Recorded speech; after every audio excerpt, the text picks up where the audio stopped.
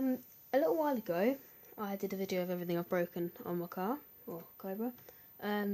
Since that video, I have broken a couple more things. Some of them are definitely weak spots, some of them likely aren't.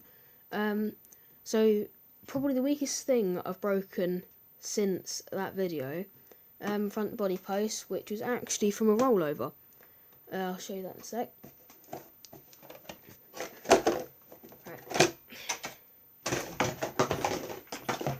So, front body post from a rollover.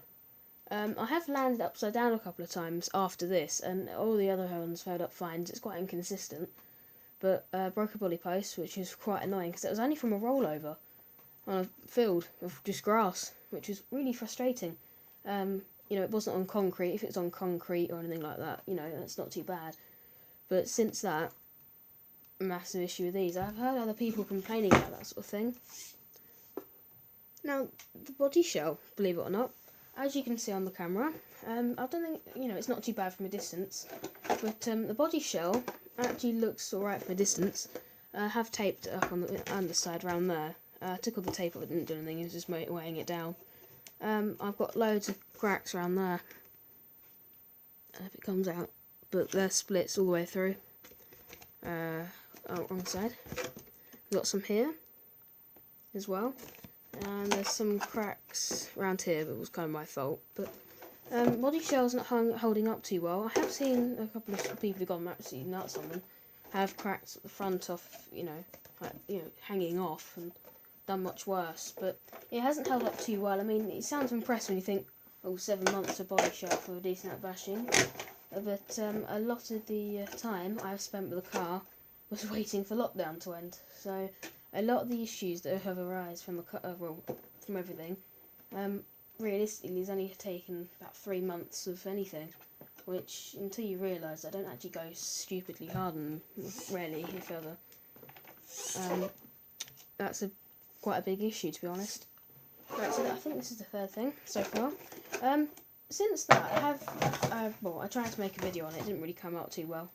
You couldn't see what I was doing. It was a bit muffled. I ended up doing it in the kitchen because it's too noisy, which wasn't really enough space to film. I only filmed a couple of scenes. It just didn't look very good. But it was a centre diff. So far, I have locked it up completely, just with a massive chunk of massive chunk of steel from the 4, supposed to be 4, an FTX. I can't remember what it was, but it's a big chunk of steel. Replaces all the internals, which were quite badly damaged. Actually, I'll just show you quickly. Alright, this is the culprit to all my issues. Completely stripped off crown gear. Here's a normal one. You can see this is stripped off, so it's just almost the gears just sliding over, rather than actually engaging. That was, again, really annoying. Locking up the diff is definitely might be my favourite mod. It responds so much faster to absolutely everything. I mean, rather than the front tyres ballooning and just understeering, obviously it still does understeer, but the tyres don't balloon up quite so fast, and it gives equal power to front and rear, which really does help with acceleration, which is quite fun and quite a lot better. It also helps with braking. However, if you have too much grip, it kind of flips. Obviously, you brake over rocks and things, or anything with loads of grip, you kind of do a front flip. The video before this was about the shock tower. I've now got a carbon one on. Oops. But the carbon one so far seems to have held up much better. Looks better. Oh, not in shot. Looks far better, in my opinion. I really like it. That did take a while to get on. Around the bottom it's got nuts rather than screws, which you have to sort of tighten them up with screws on the other side. And the ESC servo bell crank and sort of the centre brace are all in the way.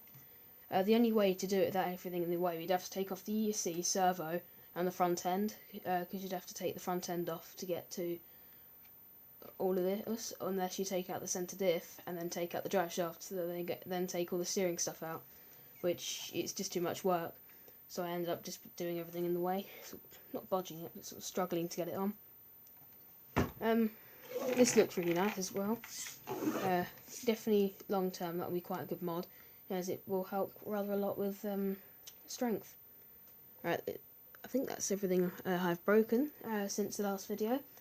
Oh yeah, ESV's fans getting much worse. More parts, well, more of the fan blades coming off. I don't think you can see that, but I think it started off with 8 blades, and I think it's got either 5 or 6, and most of them are damaged. So I don't think you can actually replace that. So I'm going to have to get a new ESC, which probably needs to lead to an upgrade. Probably going to get something like a Google RC, put a massive ESC in. Then it gives you the option to run huge batteries and all sorts. Anyway, thank you for watching. I guess I hope this helped. This is just mainly as a not a gap video, but I haven't uploaded in a while. I haven't really got much to upload. I haven't broken it. I have broken it, but not that badly. I mean, I don't think anyone really wants to see a video about that. Anyway, thank you for watching. Kind of guess I hope it helped. See you in another video. Please consider subscribing.